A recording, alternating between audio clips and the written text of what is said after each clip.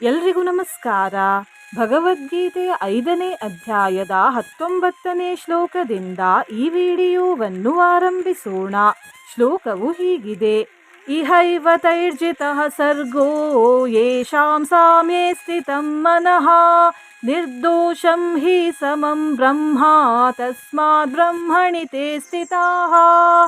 ಯಾರ ಮನಸ್ಸು ಸಮಭಾವದಲ್ಲಿ ಸ್ಥಿತವಾಗಿದೆಯೋ ಅವರ ಮೂಲಕ ಈ ಜೀವಿತ ಅವಸ್ಥೆಯಲ್ಲಿಯೇ ಸಮಸ್ತ ಜಗತ್ತು ಗೆಲ್ಲಲ್ಪಟ್ಟಿರುತ್ತದೆ. ಏಕೆಂದರೆ ಸಚ್ಚಿದಾನಂದ ಘನ ಪರಮಾತ್ಮನು ನಿರ್ದೋಷನು ಮತ್ತು ಸಮನೂ ಆಗಿದ್ದಾನೆ. ಇದರಿಂದಾಗಿ ಅವರು ಸಚ್ಚಿದಾನಂದ ಘನನಾದ ಪರಮಾತ್ಮನಲ್ಲಿಯೇ ಸ್ಥಿತವಾಗಿರುತ್ತಾರೆ. ನ ಪ್ರಹೃಷ್ಯೇತ್ ಪ್ರಿಯಂ ಪ್ರಾಪ್ಯ ನೋ ದ್ವಿಜೇತ್ ಪ್ರಾಪ್ಯ ಚ ಪ್ರಿಯಂ ಸ್ಥಿರಬುದ್ಧಿರ ಸಮ್ಮೂಢೋ ಬ್ರಹ್ಮವಿದ್ ಬ್ರಹ್ಮಣಿ ಸ್ಥಿತಃ. ಯಾವ ಪುರುಷನು ಪ್ರಿಯವಾದುದನ್ನು ಪಡೆದರೂ ಹರ್ಷಿತನಾಗುವುದಿಲ್ಲವೋ ಮತ್ತು ಅಪ್ರಿಯವು ದೊರೆತಾಗಲೂ ಉದ್ವಿಗ್ನನಾಗುವುದಿಲ್ಲವೋ ಆ ಸ್ಥಿರಬುದ್ಧಿಯುಳ್ಳ ಸಂಶಯರಹಿತನಾದ ಬ್ರಹ್ಮವೇತ್ತನಾದ ಪುರುಷನು ಸಚ್ಚಿದಾನಂದ ಘನ ಪರಬ್ರಹ್ಮ ಪರಮಾತ್ಮನಲ್ಲಿ ಏಕೀಭಾವದಿಂದ ಸದಾ ಸ್ಥಿತನಾಗಿರುತ್ತಾನೆ. ಬಾಹ್ಯ ಸ್ಪರ್ಶೇಶ್ವಸಕ್ತಾತ್ಮ ವಿಂದತ್ಯಾತ್ಮನಿ ಯತ್ಸುಖಂ ಸ ಬ್ರಹ್ಮಯೋಗಯುಕ್ತಾತ್ಮ ಸುಖಮಕ್ಷಯಮಶ್ನುತೆ. ಹೊರಗಿನ ವಿಷಯಗಳಲ್ಲಿ ಆಸಕ್ತರಹಿತವಾದ ಅಂತಃಕರಣವುಳ್ಳ ಸಾಧಕನು ಆತ್ಮನಲ್ಲಿ ಸ್ಥಿತವಾದ ಯಾವ ಧ್ಯಾನಜನಿತ ಸಾತ್ವಿಕ ಆನಂದವಿದೆಯೋ ಅದನ್ನು ಪಡೆಯುತ್ತಾನೆ.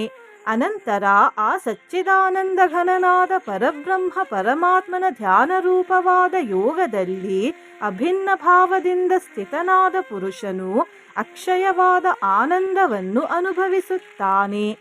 ಯೇ ಹಿ ಸಂಸ್ಪರ್ಶಜಾ ಭೋಗಾ ದುಃಖಯೋನಯ ಏವತೆ ಆದ್ಯಂತವಂತ ಕೌಂತೆಯ ನತೆ ಶೂರಮತೆ ಬುಧಃ. ಈ ಇಂದ್ರಿಯ ಹಾಗೂ ವಿಷಯಗಳ ಸಂಯೋಗದಿಂದ ಉತ್ಪನ್ನವಾಗುವ ಯಾವ ಸಮಸ್ತ ಭೋಗಗಳಿವೆಯೋ ಅವು ಒಂದೊಮ್ಮೆ ವಿಷಯಿ ಪುರುಷರಿಗೆ ಸುಖರೂಪವಾಗಿ ಭಾಸವಾಗುತ್ತವೆಯಾದರೂ ಸಹ ನಿಸ್ಸಂದೇಹವಾಗಿ ದುಃಖಕ್ಕೆ ಕಾರಣವಾಗಿವೆ ಮತ್ತು ಆದಿ ಅಂತ್ಯ ಉಳ್ಳವುಗಳು ಅರ್ಥಾತ್ ಅನಿತ್ಯವಾಗಿವೆ. ಅದಕ್ಕಾಗಿ ಹೇ ಅರ್ಜುನ, ಬುದ್ಧಿವಂತರಾದ ವಿವೇಕಿ ಪುರುಷರು ಅವುಗಳಲ್ಲಿ ರಮಿಸುವುದಿಲ್ಲ.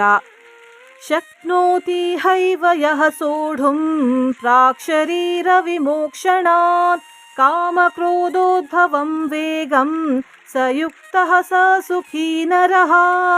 ಯಾವ ಸಾಧಕನು ಈ ಮನುಷ್ಯ ಶರೀರದಲ್ಲಿ ಶರೀರ ನಾಶವಾಗುವುದಕ್ಕೆ ಮೊದಲೇ ಕಾಮಕ್ರೋಧಗಳಿಂದ ಉತ್ಪನ್ನವಾಗುವ ವೇಗವನ್ನು ಸಹಿಸುವುದರಲ್ಲಿ ಸಮರ್ಥನಾಗುತ್ತಾನೆಯೋ ಆ ಪುರುಷನೇ ಯೋಗಿಯು ಮತ್ತು ಅವನೇ ಸುಖಿಯಾಗಿದ್ದಾನೆ.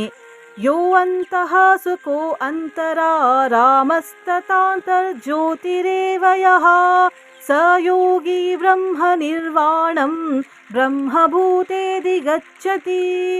ಯಾವ ಪುರುಷನು ಬ್ರಹ್ಮನಿಗಿಂತ ಬೇರೆ ಯಾವುದೂ ಇಲ್ಲವೇ ಇಲ್ಲವೆಂದು ನಿಶ್ಚಯ ಮಾಡಿ ಸಮಷ್ಟಿ ಅಂತರಾತ್ಮನಲ್ಲಿಯೇ ಸುಖವುಳ್ಳವನಾಗಿದ್ದಾನೋ ಆತ್ಮನಲ್ಲಿಯೇ ರಮಿಸುವವನಾಗಿದ್ದಾನೋ ಹಾಗೂ ಯಾರು ಆತ್ಮನಲ್ಲಿಯೇ ಜ್ಞಾನ ಉಳ್ಳವನಾಗಿದ್ದಾನೋ ಅವನು ಸಚ್ಚಿದಾನಂದ ಘನನಾದ ಪರಂಬ್ರಹ್ಮ ಪರಮಾತ್ಮನ ಜೊತೆಯಲ್ಲಿ ಏಕೀಭಾವವನ್ನು ಪಡೆದ ಸಾಂಖ್ಯಯೋಗಿಯು ಶಾಂತಬ್ರಹ್ಮವನ್ನು ಪಡೆಯುತ್ತಾನೆ.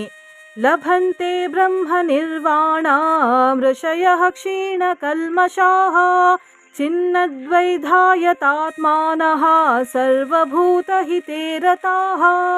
ಯಾರ ಎಲ್ಲ ಪಾಪಗಳು ನಾಶವಾಗಿ ಹೋಗಿವೆಯೋ, ಯಾರ ಸಂಶಯಗಳೆಲ್ಲ ಜ್ಞಾನದ ಮೂಲಕ ನಿವೃತ್ತಿ ಹೊಂದಿವೆಯೋ, ಯಾರು ಸಂಪೂರ್ಣ ಪ್ರಾಣಿಗಳ ಹಿತದಲ್ಲಿ ನಿರತರಾಗಿದ್ದಾರೋ ಮತ್ತು ಯಾರ ಮನಸ್ಸು ಗೆಲ್ಲಲ್ಪಟ್ಟು ನಿಶ್ಚಲ ಭಾವದಿಂದ ಪರಮಾತ್ಮನಲ್ಲಿ ಸ್ಥಿತವಾಗಿದೆಯೋ ಆ ಬ್ರಹ್ಮವೇತ್ತರಾದ ಪುರುಷರು ಶಾಂತಬ್ರಹ್ಮವನ್ನು ಪಡೆಯುತ್ತಾರೆ.